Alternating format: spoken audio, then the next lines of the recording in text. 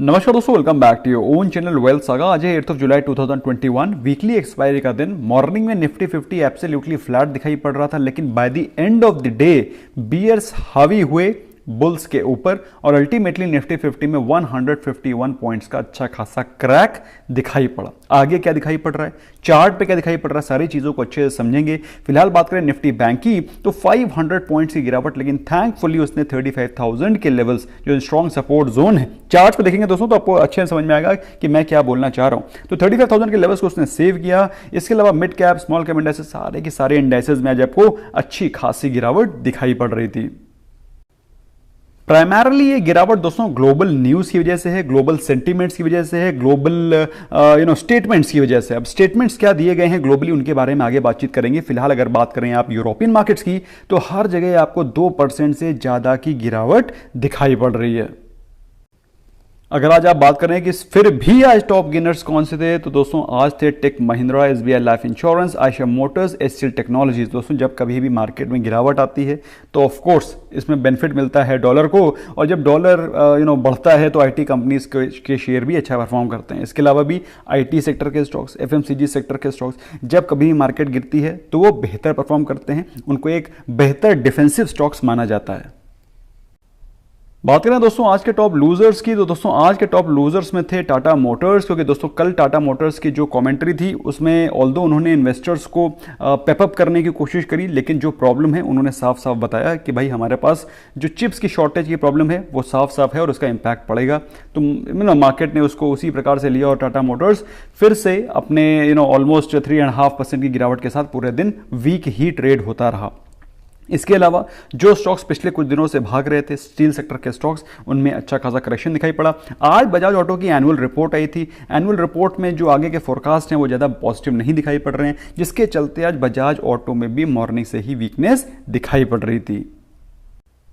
तो दोस्तों अगर आप नोटिस करें और ऑब्जर्व करें निफ्टी 50 को, तो निफ्टी 50 में एक्चुअली में जो ये फॉल आई थी दैट वाज प्राइमरली क्योंकि उसका जो गैप एक क्रिएट हो रखा है on 5th of over here. I'll show you in a better manner. If you see here जो 5th of July को जो गैप क्रिएट हो रखा है, it's 5th of July only if I'm not wrong.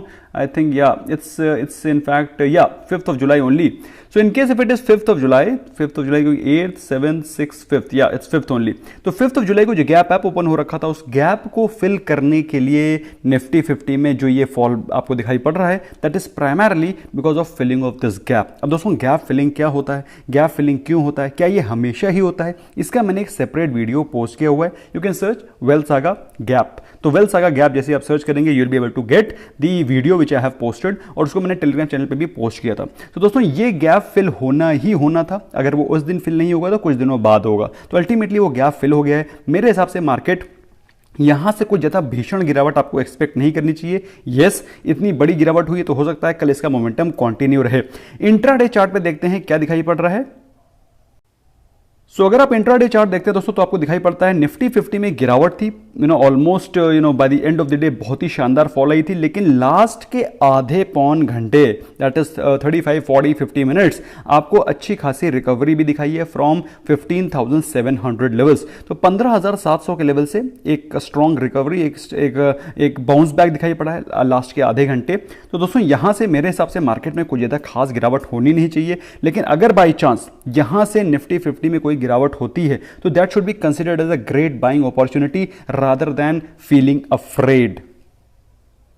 On the contrary दोस्तों अगर बात करें निफ्टी बैंक की, तो निफ्टी बैंक अपनी जो ट्रेंड लाइन है उस पर ही चल रहा है। तो आज के दिन उसमें जो गिरावट हुई है वो भी ऐसा लग रहा है कि कल के दिन थोड़ा सा अगर गिरावट और होती है तो 35,000 के सपोर्ट लेकर के निफ्टी बैंक वापस ऊपर की तरफ चाल शुरू कर सकता है। तो 35,000 के स्ट्रॉन्ग सपोर्ट जोन है, अगर 35,000 ब्रेक होते हैं तो फिर आपको मामला गिरावट का दिखाई पड़ सकता है, और 34,800 34,600 के लेवल्स आपको दिखाई पड़ सकते हैं, provided it does not break 35,000 नहीं ब्रेक होते हैं तो मामला ऊपर की तरफ फिर से कंटिन्यू हो जाएगा। अगर आप इंट्राडे चार्ट पे देखें तो वही चीज आपको दिखाई पड़ रही है एग्जैक्टली कि 35,000 पे एक स्ट्रॉन्ग सपोर्ट जोन है, यहां से आकर के कल के दिन हो सकता है थोड़ी वीकनेस दिखाई पड़े और उसके बाद यहां से बाउंस बैक शुरू हो सकता है। This is as per trend line, लेकिन अगर यहां से गिरावट आ जाती है तो फिर काफी तेजी से आपको गिरावट दिखाई पड़ सकती है। So you should be mentally prepared कि कल 35,000 पे क्या एक्शन होता है। ऑप्शन चेन डेटा को देखते हैं क्या दिखाई पड़ रहा है।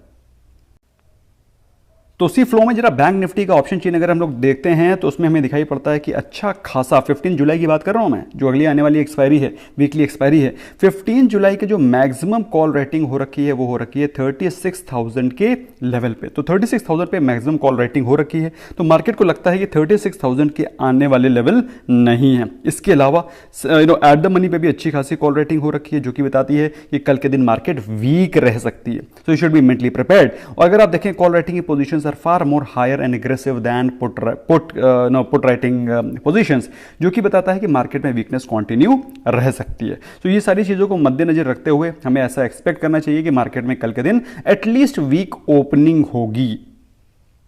निफ्टी को देखें तो निफ्टी में भी यही दिखाई पड़ रहा है। आप क्लियर कर देखिए, ऑब्जर्व करिए, आपको दिखाई पड़ेगा 15 जुलाई की एक्सपायरी की बातचीत हो रही है, तो आप देखें कॉल राइटिंग की पोजीशंस कहीं ज्यादा एग्रेसिव हैं ओवर पुट राइटिंग, जो कि बताता है कि मामला वीक रह सकता है। अगर वीक रहता है तो आप देखें कहां पर सबसे ज्यादा कॉल रेटिंग हो रखी है, एट द मनी की पोजीशन दैट इज ऑलमोस्ट 15,800 पे सबसे ज्यादा कॉल रेटिंग हो रखी है। उसके अलावा 16,500 पे, 16,000 के लेवल पे, तो ऊपर के लेवल पे अच्छी खासे सेलर्स बैठे हुए हैं और कॉल रेटिंग की पोजीशन बहुत तगड़ी दिखाई पड़ रही है। ऐसे में दोस्तों कल के दिन आपको मार्केट में वीकनेस एक्सपेक्ट करनी चाहिए।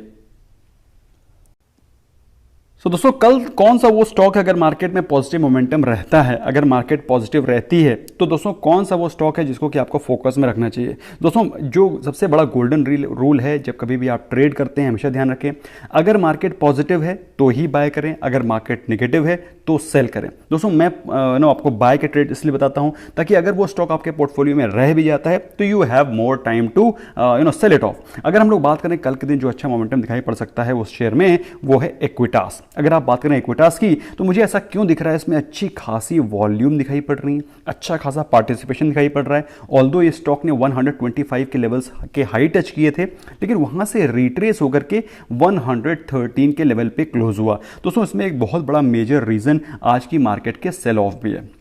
अगर इसको आप ऑब्जर्व करें तो आपको दिखाई पड़ेगा कि इसमें एक फ्लैग पैटर्न बनता हुआ दिखाई पड़ रहा है, जो कि अगर बाई चांस ब्रेकआउट देता है और स्टॉक 115 के लेवल्स को तोड़ता है तो मेरे हिसाब से दोस्तों ये स्टॉक फिर से ऊपर की तरफ मूव करना शुरू करेगा और 120 125 के लेवल्स तक जा सकता है, ऐसा मेरा मानना है। I may be wrong, so I stand I keep my position reserve. तो दोस्तों आपको जब कभी भी इन्वेस्टमेंट करना है अपनी एनालिसिस करके अपने फाइनेंशियल एडवाइजर से पूछ के करें। दोस्तों मेरा काम है आपको अच्छे चार्ट पैटर्न्स दिखाना, समझाना, जिससे कि आप पोजीशन बिल्डिंग को स्ट्रॉन्ग कर सकें। दोस्तों यहां पर मुझे दिखाई पड़ रहा है कि ये स्टॉक में अच्छा खासा पोजीशन बन रहा है और यहां से अगर बाय चांस 115 के लेवल टूटते हैं तो 120 125 के लेवल्स आपको जल्दी ही दिखाई पड़ सकते हैं। सो अगर कल के दिन मार्केट पॉजिटिव रहती है तो ही आप इसमें पोजीशन बनाइएगा, और या फिर आप पेपर ट्रेड करिए, पोजीशन बनाने की जरूरत ही नहीं है, paper trade and then learn accordingly. अब दोस्तों बात करते हैं आज की मार्केट की इंपॉर्टेंट न्यूज़ के। दोस्तों आज मार्केट में काफ़ी पॉजिटिव न्यूज़ थी, लेकिन अल्टीमेटली जो ग्लोबल न्यूज़ आई उससे पूरे तहस नहस हो गया मामला। पहली गुड न्यूज़ थी दोस्तों, आज जो Q1 के अपडेट्स आ रहे हैं from real estate companies, they are coming very positive. So हो सकता है आपको real estate companies like Sobha, like DLF में भी आपको बहुत ही जल्दी एक अच्छा ब्रेकआउट दिखाई पड़ सकता है। So you can keep DLF chart also on watch list. इसका दोस्तों ये स्टॉक भी मैं आज पिकअप करने वाला था, लेकिन मैंने आज जानबूझ के नहीं किया क्योंकि मैं इसको ऑब्जर्व करना चाह रहा था। अगर मुझे इसमें अच्छा पॉजिटिव मोमेंटम दिखाई पड़ता है तो I will try to post the analysis tomorrow. इसके अलावा दोस्तों जोमेटो में आज जोमेटो का इन्वेस्टर्स का कॉन कॉल था, उन्होंने बहुत ही ज़बरदस्त कमेंट्री दी है, जिसमें कि उन्होंने बोला है करीब 8 से 9% consumption of food in India is from restaurant, और उस रेस्टोरेंट के फूड में से जो भी कंजम्पशन होता है उसमें 75% का जो होल्डिंग है वो जोमेटो का है, जो कि बताता है कि Zomato is going to be listed in a very very bumper manner.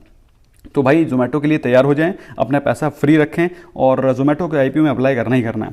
इसके अलावा श्याम मेटालिक्स के दोस्तों आज रिजल्ट्स आए हैं, रेवेन्यू आया है 2350 crore versus 1083 crore. Overall results बहुत ही पॉजिटिव हैं, और लेकिन मेटल्स के सेक्टर से ये चीज़ एक्सपेक्टेड हैं। अगर बात करें प्रॉफिट आफ्टर टैक्स की तो पिछले साल के कंपेरिजन से आप देख सकते हैं 8 4 32 8 5 40, ऑलमोस्ट 5 गुना हो गया, ऑलमोस्ट 5 गुना हो गया। एबिटा के बारे में बात करें तो 192 करोड़ से बढ़ के 636 करोड़ हो गया है। मार्जिन के बारे में बात करें 17.7% से बढ़ के 27.1%, जो कि बताता है दोस्तों कि कितना शानदार परफॉर्मेंस रहा है। इसके अलावा जो 2 आईपीओ चल रहे हैं, GR इंफ्रा आईपीओ उसका डे 2 था, आईपीओ का सब्सक्रिप्शन हुआ है 5.76 टाइम्स।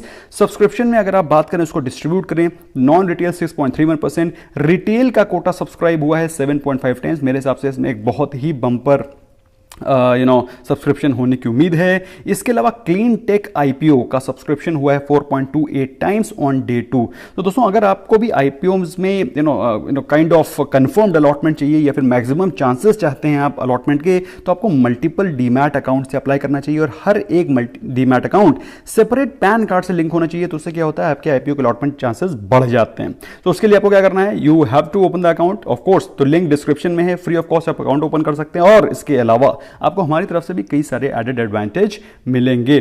तो अगर बात करें क्लीन टेक आईपीओ की, तो रिटेल का जो कोटा है वो हुआ है 5.42 times subscribe. Overall IPO subscribe हो गया है 4.28 टाइम्स, जो कि एक बहुत ही स्ट्रॉन्ग सब्सक्रिप्शन है।